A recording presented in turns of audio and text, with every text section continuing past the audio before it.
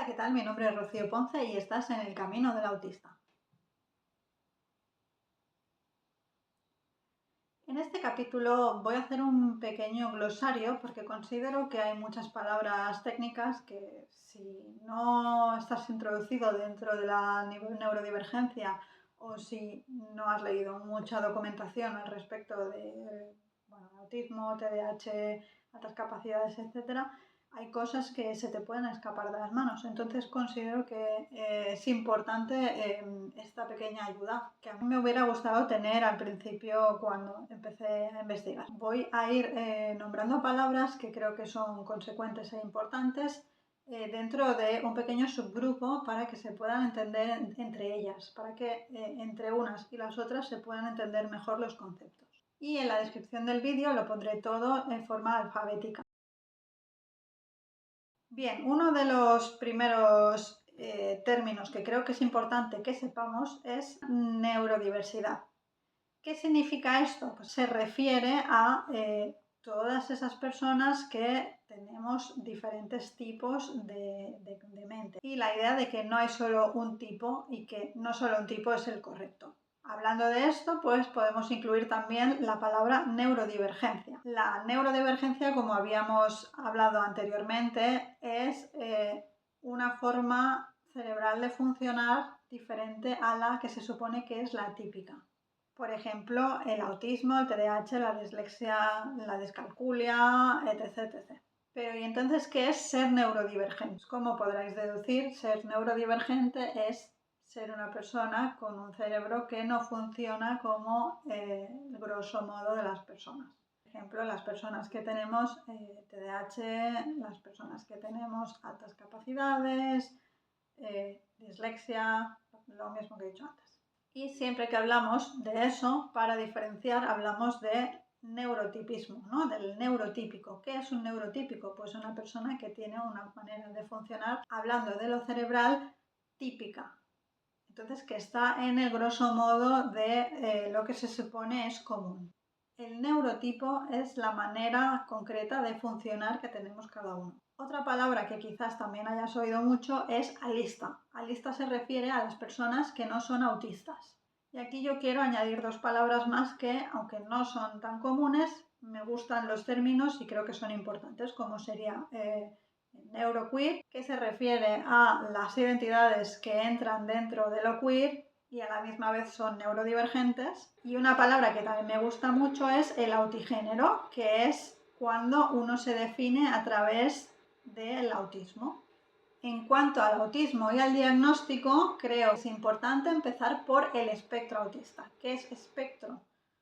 Pues la gran variedad de formatos o de personas que conformamos todo el total de personas autistas en el mundo. Como cada persona somos un mundo, todos somos diferentes, esto se lee como un espectro con grandes matices entre unos y otros.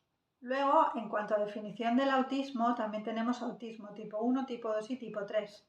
En este caso, el tipo 1 es el que necesita adaptaciones y tiene necesidades, pero puede de alguna manera funcionar en la vida de una forma más independiente. El tipo 2 es que necesita más adaptaciones que el tipo 1 y el tipo 3 es aquel tipo que necesita ayuda constante en su día a día.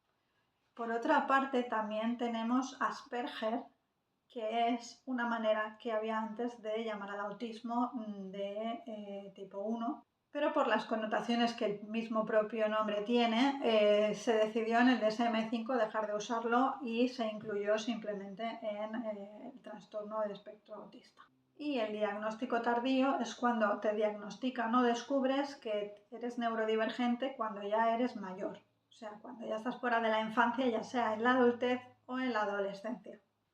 Voy a hablar de regulación emocional y sensorial. Tanto la sobrecarga emocional como la sobreestimulación nos están hablando de cuando hay demasiados estímulos externamente y no los podemos soportar. Por ejemplo, cuando vas a un centro comercial y estás escuchando al niño que corriendo por allí, la música de fondo, también tienes muchas luces, te están hablando a la misma vez, cada tienda tiene un olor diferente, entonces tú no puedes soportar todo eso y entre sobreestimulación. Luego, por otro lado, tenemos dos términos que vienen a la par porque son contrarios. Uno es la hiposensibilidad y otra la hipersensibilidad. La hiposensibilidad nos está hablando de cuando uno percibe los estímulos externos mucho menos de lo que debería. Y la hipersensibilidad, todo lo contrario, que estás recibiendo o percibiendo muchos más estímulos o los estímulos de forma más fuerte de lo que se debería.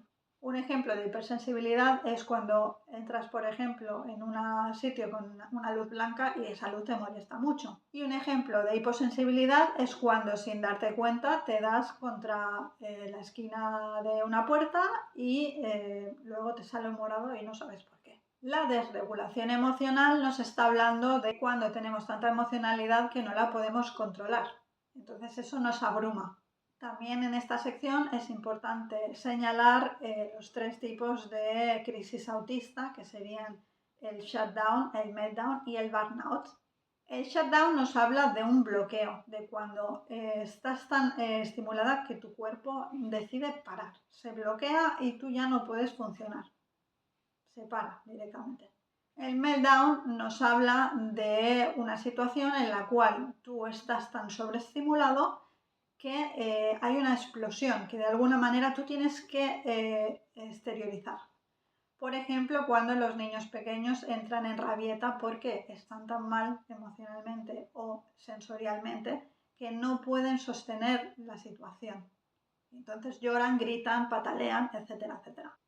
Y el burnout es cuando por una larga época en la cual tú has estado haciendo mucho masking, no puedes sostener más la poca energía que tienes y entonces es un apagón. Es como que tu cuerpo se apaga porque ya no puede funcionar desde el desgaste de haber estado haciendo tanto masking. Y obviamente todo esto también se llama crisis autista, que engloba a las tres anteriores. Por otro lado, también tenemos la fatiga emocional, que es un cansancio generado por un estado emocional muy alto. En este bloque hablaremos de las conductas y el procesamiento cognitivo y empezaremos por las estereotipias. Las estereotipias son movimientos repetitivos que ayudan a la persona autista a regularse. Por ejemplo, la típica imagen de un niño que hace balanceos o que salta o que corre en círculos. Eso ayuda a que la persona se centralice y pueda gestionar y regular su emocionalidad o su estado de sobreestimulación. También debemos hablar de la rigidez cognitiva, que nos explica que los autistas tenemos dificultades para cambiar de planes o para cambiar de estados de forma fluida. Por ejemplo, si a mí ahora de repente me llamara alguien y me dijera tienes que salir corriendo a hacer la compra. Si yo mentalmente no me he planificado esto, a mí de alguna manera me deja en shock porque yo en mi cabeza tengo organizado un horario que para estar bien necesito seguir. Por otra parte, también tenemos el pensamiento dicotómico, que nos habla de cuando una persona tiene solo un pensamiento o blanco o negro, sin poder ver los grises que hay en medio. Por ejemplo, algo muy típico que nos suele pasar a las personas autistas o a personas muy perfeccionistas es que o lo hago todo a nivel 100 o soy un fracaso. Algo que nos impide muchas veces el hacer las cosas porque no somos capaces de llegar a nuestras expectativas. El siguiente pack nos habla de la adaptación social y para ello comenzaremos con algo muy básico de lo cual yo he hablado antes, pero es muy importante para el tema autista, aunque no solo lo hacen los autistas. Hablo del masking o del enmascaramiento o del camuflaje, que es cuando una persona oculta sus propios rasgos para encajar en la sociedad. Por ejemplo, cuando una persona autista se obliga a sí misma a mirar a la persona que tiene enfrente a los ojos, aunque se siente incómoda porque sabe que es una norma social y no la quiere romper. Y obviamente esto nos hace un desgaste muy significativo a lo largo del día y de las interacciones sociales. Por otra parte, tenemos la hipervigilancia, que nos habla de cuando estamos constantemente alerta, como si hubiese un peligro constante o inminente. Cuando escuchas un globo explotarse y tú te asustas como si fuera una bomba. Tú estás hiperreaccionando a esto que está pasando. Y por último me gustaría hablar del mutismo situacional, que es cuando una persona autista no puede hablar en ciertas situaciones. no porque no pueda hacerlo de forma normal, sino porque se siente paralizada por la situación. Otras experiencias comunes que se pueden vivir en el autismo son el burnout autista, del cual ya hemos hablado antes, pero quería diferenciarlo porque hay dos tipos de burnout. El que siempre se habla en las redes sociales, que habla del burnout del cansancio del trabajo, y el burnout autista, que es el que os comentaba antes, que es un desgaste por hacer enmascaramiento, por intentar llegar a lo que la sociedad nos pide. Y también la disforia sensible al rechazo, que es algo muy típico en las personas con TDAH, que es cómo nos sentimos muchas personas cuando nos rechazan, con un dolor muy profundo y muy exacerbado que quizás otra persona no sentiría de esa forma. Un ejemplo sería cuando te hacen una crítica muy pequeña y aún así tú te la tomas como si fuera algo personal y muy muy grave. En cuanto a los intereses y la atención, tenemos que hablar de los intereses especiales, que son aquellos intereses que a los autistas nos ayudan a regularnos. Son nuestras pasiones intensas. Por ejemplo, yo que sé, cuando a alguien le gusta mucho la astrología, los dinosaurios o los trenes y le gusta tanto el tema que se quiere zambullir y saber toda la información al respecto. También están los intereses restringidos, que es una palabra técnica que se usaba para definir los intereses especiales, pero que suenan un poco extraños, así que al final se decidió utilizar intereses especiales. Y yo creo que a lo que se refería cuando hablaba de intereses restringidos es que son pocos en cantidad, pero muy, muy, muy intensos. Y también los fidget toys, que suelen ser objetos que nos ayudan a regularnos. Por ejemplo, puede ser esto, o puede ser una goma, con la cual puedes jugar. Hay 1000 millones de tipos. En cuanto a las condiciones combinadas, lo primero de lo que quiero hablar es de la comorbilidad, que es cuando tienes dos condiciones juntas. Por ejemplo, yo que tengo Ehlers-Danlos también tengo como morbilidad la ansiedad o el estrés, porque las dos conviven juntas y una va con la otra. Por otro lado tenemos la coocurrencia, que es cuando dos de estas enfermedades concurren pero sin una línea clara. AUDHD es una mezcla de autismo con TDAH en inglés. Por otra parte, siempre se habla de doble excepcionalidad. La doble excepcionalidad nos está hablando de una mezcla de altas capacidades con otra neurodivergencia. Por ejemplo, en mi caso sería una mezcla de altas capacidades con autismo o una mezcla de altas capacidades con TDAH. Y aquí entonces también tenemos que incluir la triple excepcionalidad y la multiexcepcionalidad. La triple excepcionalidad no habla de cuando tienes una o más neurodivergencias, como en mi caso. O sea, no está hablando de cuando tú tienes altas capacidades, porque si nos ponemos así contaríamos altas capacidades, autismo y TDAH. Y no así, porque esto se cuenta como si fuera uno. Entonces, la tercera sería, por ejemplo, si tú estás en una situación de riesgo o ser de una etnia minoritaria, etc, etc.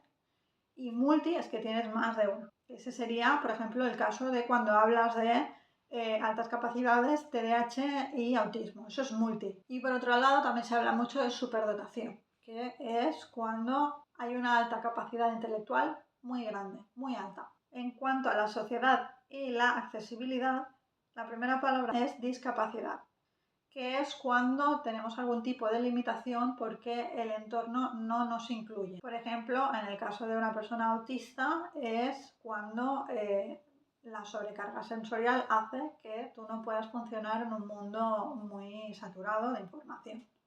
O, por ejemplo, si hay alguien con una discapacidad física, que no haya un sitio por donde subir la silla de ruedas. El capacitismo es una discriminación directa a quien sufre discapacidad, como cuando, por ejemplo, a los autistas nos tratan como si fuéramos niños pequeños, de forma condescendiente. O, por ejemplo, cuando se nos dice que solo hay que esforzarse un poco más. Las adaptaciones son los ajustes que una persona necesita para poder llevar mejor su día a día en su vida. Por ejemplo, los auriculares, o cuando te dan más tiempo en un examen, o llevar los propios juguetitos.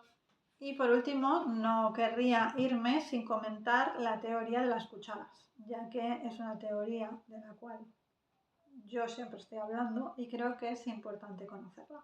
Esto nos habla de que hay cierto número de cucharas cuando tú te levantas en el día que se van gastando según las actividades que tú haces, que cada actividad que tú haces a lo largo del día te gasta un cierto número de cucharas y entonces al final tú tienes que contabilizar con todo lo que tienes que hacer cuántas cucharas tienes y así poder gestionarte.